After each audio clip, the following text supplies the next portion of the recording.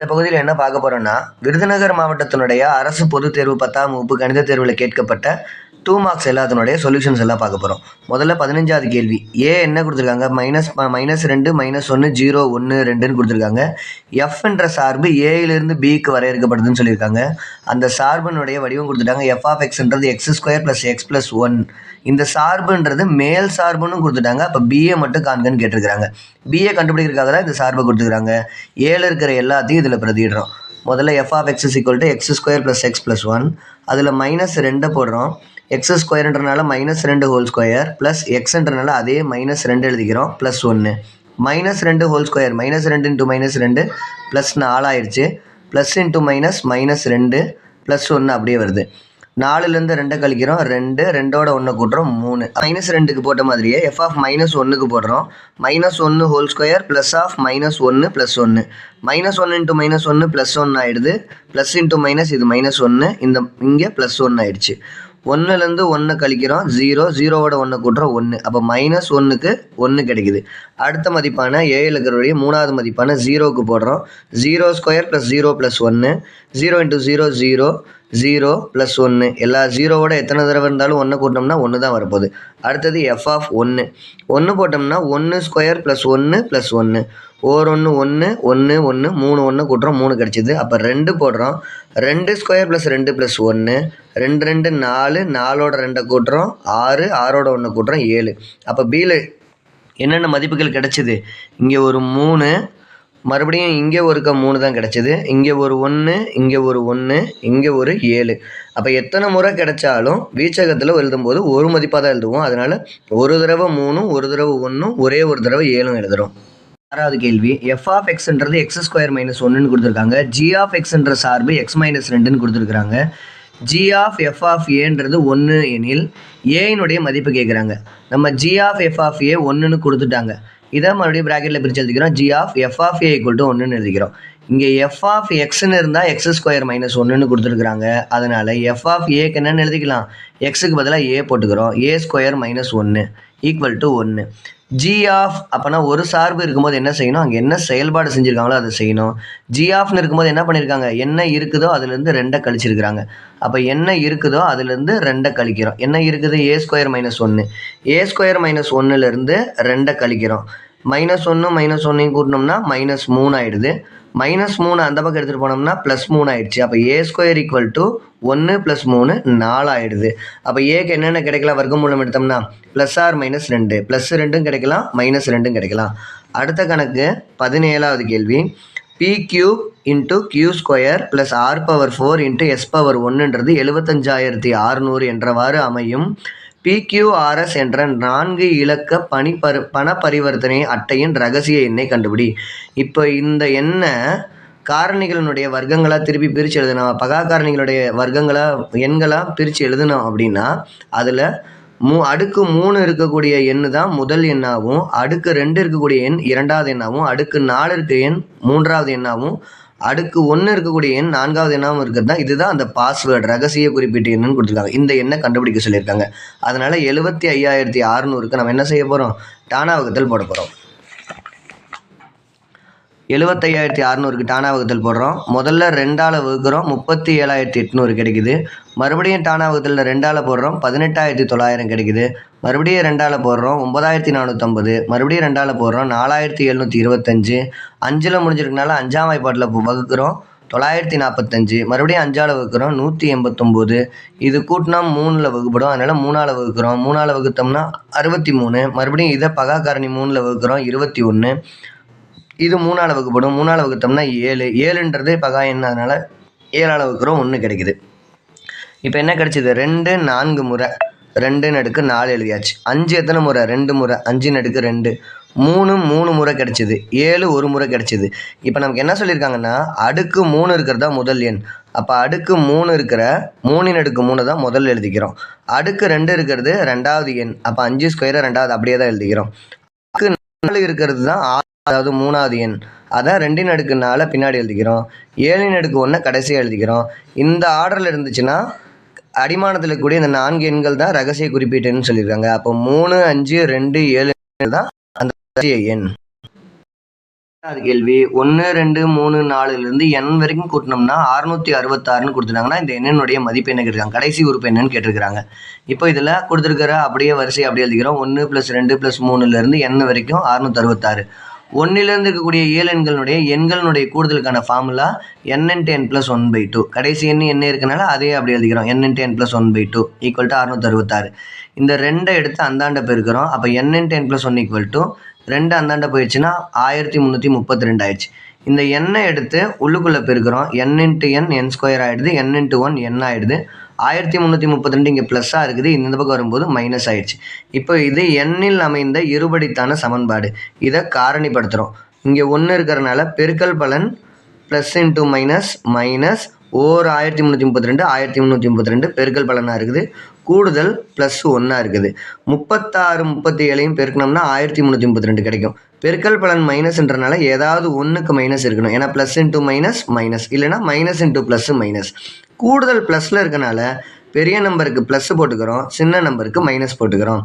இந்த இருபடித்தான சமன்பாடு 0க்கு சமம்னா இந்த 2 காரணிகளையும் 0க்கு சமப்படுத்தும். n-36 சமம், n + 37 0க்கு சமம், -36 அந்த பக்கம் போது +36 ஆயிடுச்சு. n + 37ல் +37 அந்த பக்கம் போது மைனஸ் ஆயிடுச்சு. என்னன்றது என்னது, எண்ணிக்கை. அதுவும் இல்லாமல் இங்கே 1லேருந்து தொடர்ந்து மிகை எண்களாக போயிட்டு இருக்கனால கண்டிப்பாக கடைசி எண் மிகை எண்ணாக தான் வரணும். அதனால் குறை எண்ணாக வருவதற்கான வாய்ப்பு இல்லை. அப்போ n = -nன்றது கிடையாது. n = 36ன்றது தான் கடைசி உறுப்பு. கேள்வி வர்க்கமூலம் காண்க. 400 x⁴ y⁴ 12 z⁴ கீழே 100 x⁴ 8 y⁴ z⁴ வர்க்கமூலம்ன்றனால ஸ்கொயர் ரூட்டுக்குள்ளே எழுதிக்கிறோம். அது அப்படியே கேள்வியில் இருக்கிறது அப்படியே எழுதிட்டோம். 400 வர்க்கமூலம் 20, 100 வர்க்கமூலம் 10. இப்போ இதில் எழுதும்போது என்ன ஆகிடும், ஸ்கொயர் ரூட்டுனா இதில் பாதி பாதி எழுதுகிறோம். 4ன்றனால 2, 12ன்றனால 6, 16ன்றனால 8. இங்கே 8ன்றனால 4, 4ன்றனால 2, 4ன்றனால 2. இப்போ இந்த 2x அடிச்சிட்டோம்னா இங்கே என்ன வந்துடும், x⁴ 2 ஆகிடும். அதுதான் இங்கே x⁴ 2. இங்கே 2y இருக்கிறத அடிச்சிட்டோம்னா இங்கே எத்தனை y ஆகிடும், 4y ஆகிடும். அப்போ y⁴ 4. z இங்கே 2 இருக்குது, இங்கே 8 இருக்குது. 2z அடிச்சிட்டோம்னா இங்கே z⁴ 6. இந்த ஒரு 0க்கு ஒரு 0 அடிச்சிட்டோம்னா 2 மட்டும் இருக்கும். அப்போ இந்த பகுதியை மட்டும் மாடுலஸ்குள்ளே எழுதுகிறோம். மாடுலஸ்னால் என்ன அர்த்தம், மைனஸாக இருந்தாலும் ப்ளஸ்ஸாக இருந்தாலும் மைனஸ்ன்னு அர்த்தம். அதனால தான் இங்கே மாடுலஸ் போட்டு எழுதுகிறோம். அடுத்த கணக்கு அடிக்கடி தேர்வில் கேட்ட கேள்வி, ரொம்ப ஈஸியான கணக்கு. ஏன்னு ஒரு அணியை கொடுத்துட்டு A transpose whole transpose = A என்பதை சரிபார்க்க சொல்லியிருக்கிறாங்க. டிரான்ஸ்போஸ்னால் நிறை நிரல் மாற்று அணி. முதல்ல ஏன்ற அணியை அப்படியே எழுதிக்கிறோம். ஒரு டிரான்ஸ்போஸ் போடுறோம். இப்படி இருக்கிற நிறைய இப்படி திருப்பி எழுதுகிறோம், நிரலாக மாற்றி எழுதுகிறோம்.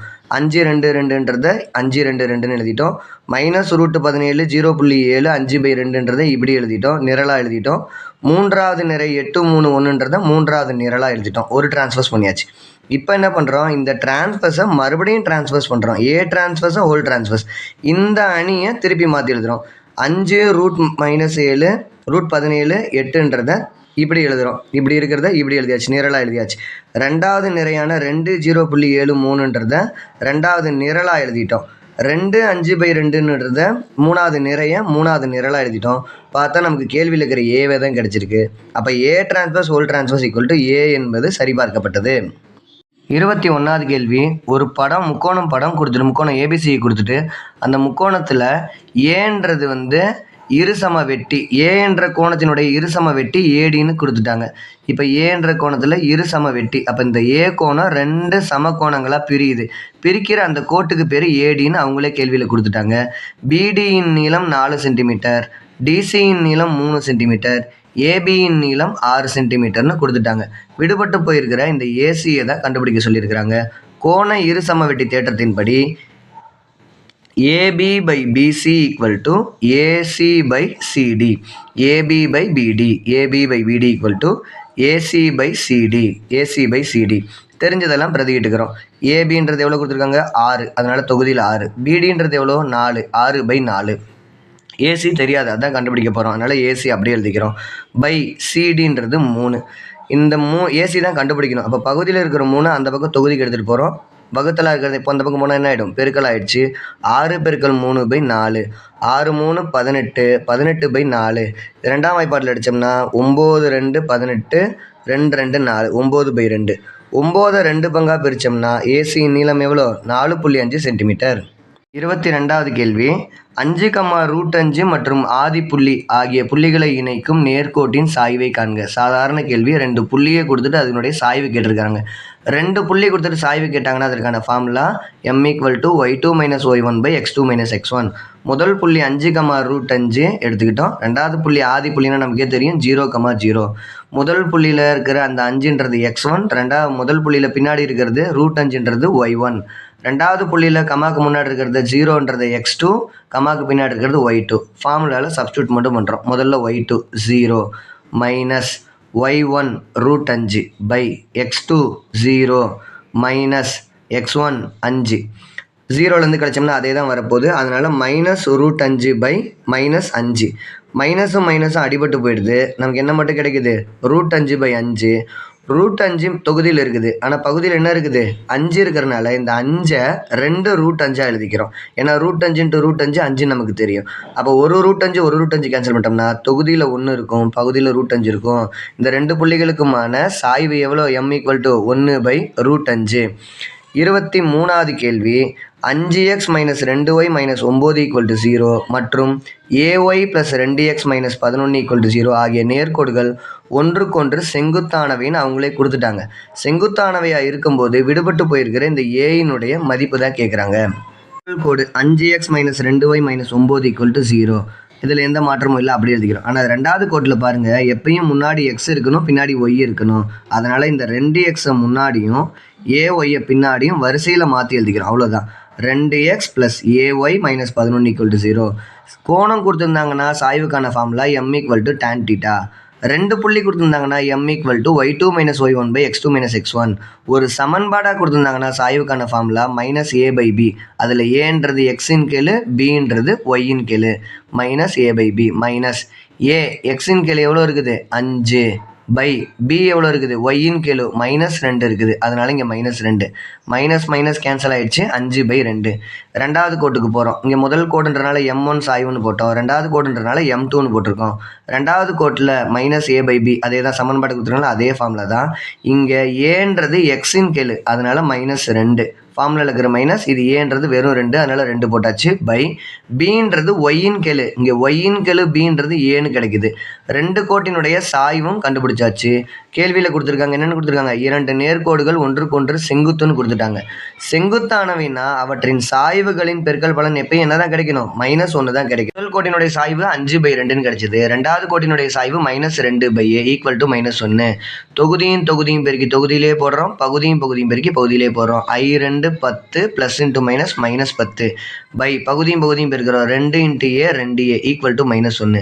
இந்த 2aவை அந்தாண்ட பெருக்கிறோம். -10 = ஒரு 2a 2a மைனஸ் இருக்கனால -2 மைனஸை கேன்சல் பண்ணிடுறோம். அப்போ 2a = 10. அதாவது 2 பொருள் 10 ரூபா. அப்போ ஒரு பொருள் 5 ரூபா. ஏயின் மதிப்பு 5. 24வது கேள்வி √1 + cos θ / 1 - cos θ = cosecant θ + cos θ என்பதை நிரூபிக்கவும். நம்ம LHS எடுத்துக்கிறோம், RHS கொண்டு வரோம். LHS எடுத்துக்கிறோம். √1 + cos θ / 1 - cos θ பகுதியில் இருக்கிறதுனுடைய காஞ்சிகேட்டால் தொகுதிக்கும் பகுதிக்கும் பெருக்கிறோம். இதோட காஞ்சிகேட்னா நடுவில் இருக்கிற குறியை மட்டும் மாற்றுறது. இப்போ 1 - cos θனுடைய காஞ்சிகேட் என்ன 1 + cos θ. அந்த 1 + cos θவால் தொகுதியவும் பெருக்கணும், பகுதியவும் பெருக்கிறோம். தொகுதியில் ரெண்டுமே ஒரே உறுப்பாக இருக்கிறனால a × a னா a² எழுதுகிற மாதிரி 1 + cos θ × 1 + cos θ 1 + cos θ (2) எழுதிக்கிறோம். ஆனால் பகுதியில் என்ன பண்ணுறோம், ஒன்று மைனஸ்லையும் இன்னொன்று ப்ளஸ்லையும் இருக்குது. அதாவது 1 + cos θ × 1 - cos θ. ஒன்று ப்ளஸில் இருக்குது, இன்னொன்று மைனஸில் இருக்குது. a + b × a - bனா நமக்கு முற்றொருமை என்னன்னு தெரியும், a² - b². இதில் ஏன்றது ப்ளஸுக்கு முன்னாடி இருக்கிறது முதல் உறுப்பு. அப்போ இங்கே 1ன்றது 1² ஆயிடுச்சு. மைனஸ் ஏன்னா ஏ ஸ்கொயர்ன்றனால மைனஸ் பி ஸ்கொயர்னால் பின்னாடி இருக்கிறதுனுடைய ஸ்கொயர். பின்னாடி என்ன இருக்குது? காஸ் தீட்டா இருக்குது, அதனால் cos square. Square root of 1 + cos theta whole square by 1 square minus cos square theta. இதிலிருந்து இது எப்படி சைன் ஸ்கொயர் ஆச்சுன்னா sine square theta plus cos square தீட்டான்றது 1. இது நமக்கு ஏற்கனவே தெரியும், முற்று உரிமை. இதிலிருந்து இந்த காஸ் ஸ்கொயர் தீட்டா வந்த பக்கம் எடுத்துகிட்டு போனால் என்ன ஆயிடுது? 1 - காஸ் ஸ்கொயர் தீட்டான்னு ஆயிடுது. 1 - காஸ் ஸ்கொயர் தீட்டா. இப்போ இடது பக்கம் என்ன மட்டும் இருக்கும்? சைன் ஸ்கொயர் மட்டும் இருக்கும். அப்போ 1 - காஸ் ஸ்கொயர் தீட்டாக்கு பதிலாக என்ன எழுதிக்கலாம்? சைன் ஸ்கொயர்னு எழுதிக்கலாம். அதனால் இந்த 1 - காஸ் ஸ்கொயர் தீட்டாக்கு பதிலாக சைன் ஸ்கொயர் தீட்டான்னு எழுதிக்கிறோம். இப்போ தொகுதியும் ஸ்கொயர் இருக்குது, பகுதியும் ஸ்கொயர் இருக்கனால ஸ்கொயரை மொத்தமாக ஹோல் ஸ்கொயர்னு போட்டுக்கிறோம். 1 + cos theta by sine theta whole ஸ்கொயர்னு போட்டுக்கிறோம். ஸ்கொயரும் ரூட்டும் கேன்சல் ஆகிடுது. 1 + cos theta by sine theta. தொகுதியில் 2 உறுப்பு இருக்குது, ஆனால் பகுதியில் ஒரு உறுப்பு தான் இருக்குது. அதனால் இந்த 2 உறுப்புக்குமே பகுதியில் இருக்கிறது பொதுன்றனால ரெண்டையும் தனித்தனியாக எழுதிக்கிறோம். 1/sin theta plus cos theta by sine theta. 1/sin தீட்டானா சைன் தீட்டாவினுடைய தலைகீழி. சைன் தீட்டாவினுடைய தலைகீழி என்னது? Cosecant theta plus cos theta by sine தீட்டான்றது காட் தீட்டா. அப்போ எல்ஹெச்எஸில் எடுத்தோம், நமக்கு ஆர்ஹெச்எஸ் கிடச்சிருச்சா? Square root of 1 + cos theta by 1 - sine தீட்டான்னு எடுத்தோம். நமக்கு என்னென்னு கிடச்சிருச்சு? ஆர்ஹெச்எஸ் ஆன கொசிகன் தீட்டா ப்ளஸ் காட் தீட்டான்னு கிடச்சிருச்சு. 25வது கேள்வி. 50√3 மீட்டர் உயரமுள்ள ஒரு பாறையின் உச்சியிலிருந்து பாறை ஒன்று இருக்குது. அந்த பாறையோட ஹைட் எவ்வளோ? 50√3 மீட்டர். அந்த பாறையின் உச்சியிலிருந்து 30 மீட்டர் இறக்க கோணத்தில் தரையில் உள்ள ஒரு காரை பார்க்குறாங்க. மகிழுந்து ஒன்று பார்க்கப்படுகிறது எனில் மகிழுந்துக்கும் பாறையினுடைய அடிப்பகுதிக்குமான தொலைவை கேட்குறாங்க. முதல்ல படம் போட்டுக்கிறோம். இது தரையிலிருந்து 53√3 மீட்டர் உயரம் இருக்கிற இது பாறை. இந்த ஏபின்றது தான் பாறை. இது பாறையினுடைய அடிப்பகுதி பி, பாறையினுடைய உச்சி ஏ. இங்கே ஏலேருந்து என்ன பண்ணுறாங்க? 30 மீட்டர் இறக்க கோணத்தில் ஒரு மகிழுந்து பார்க்குறாங்க. மகிழுந்து இருக்கிற இடம் தான் சி. இங்கே 30 டிகிரினா இது என்னவா இருக்கும்? 30 டிகிரியாக இருக்கும். இங்கே குறுக்க ஒரு கோடு போட்டோம்னா இங்கே செங்கோணம் முக்கோணம் அமையுதா? அப்போ செங்கோணத்தை தாங்காத பக்கமான இந்த ஏசின்றத கர்ணம்னு எடுக்கிறோம். இங்கே கோணம் பார்க்குறனால ஏபின்றது எதிர்பக்கம், பிசின்றது அடுத்துள்ள பக்கம். கோணத்துக்கு பக்கமே இருக்கனால அடுத்துள்ள பக்கம். இங்கே எந்த 2 பக்கங்கள் ஈடுபடுது? ஒன்று தெரிஞ்ச பக்கம் எதிர்பக்கம், தெரியாத பக்கம் அடுத்துள்ள பக்கம். தெரிஞ்ச பக்கத்தையும் தெரியாத பக்கத்தையும் வச்சுக்கிட்டோம்னா தான் நமக்கு தெரியாத பக்கத்தை கண்டுபிடிக்க முடியும். அதனால் தெரிஞ்ச பக்கமும் தெரியாத பக்கமும் இருக்கிற டீட்டாவான டேன் டீட்டாவை எடுத்துக்கிறோம். டேன் டீட்டானா என்ன அர்த்தம்? எதிர்பக்கம் பை அடுத்துள்ள பக்கம். எதிர்பக்கம் என்ன? ஏபி. அடுத்துள்ள இங்கேருந்து கோணம் பார்க்குறோம். அப்போ இது ஏபி தான் எதிர்பக்கம், பிசின்றது அடுத்துள்ள பக்கம். AB by PC.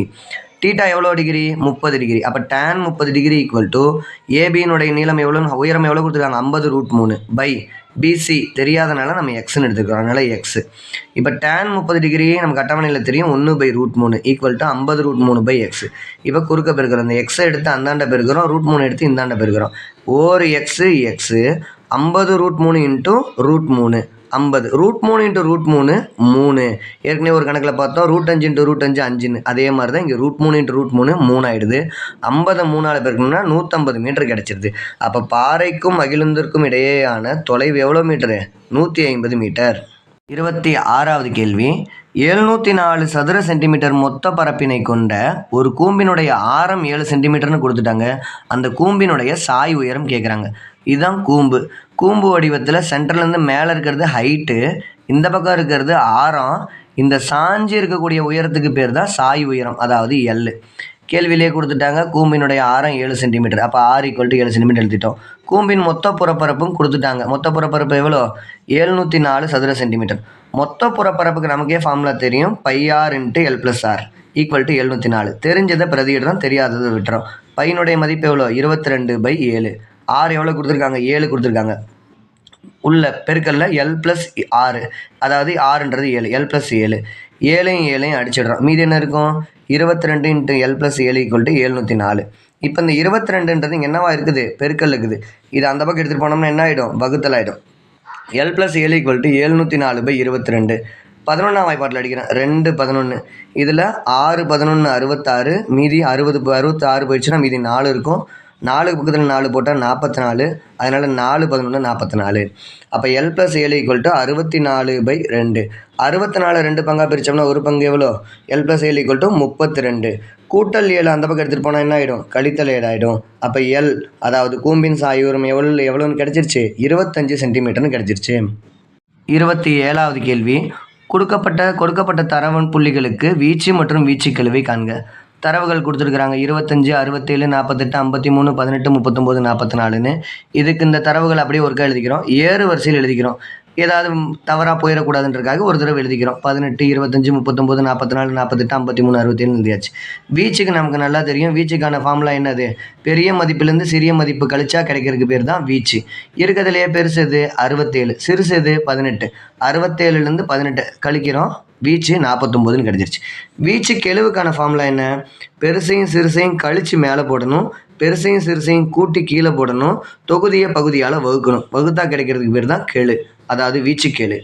67 பெருசு, சிறுசு 18. 67லேருந்து 18 கழித்து தொகுதியில் போடுறோம், கூட்டி பகுதியில் போடுறோம். கழிச்சா 49 கிடைக்குது, கூட்டினா 85 கிடைக்குது.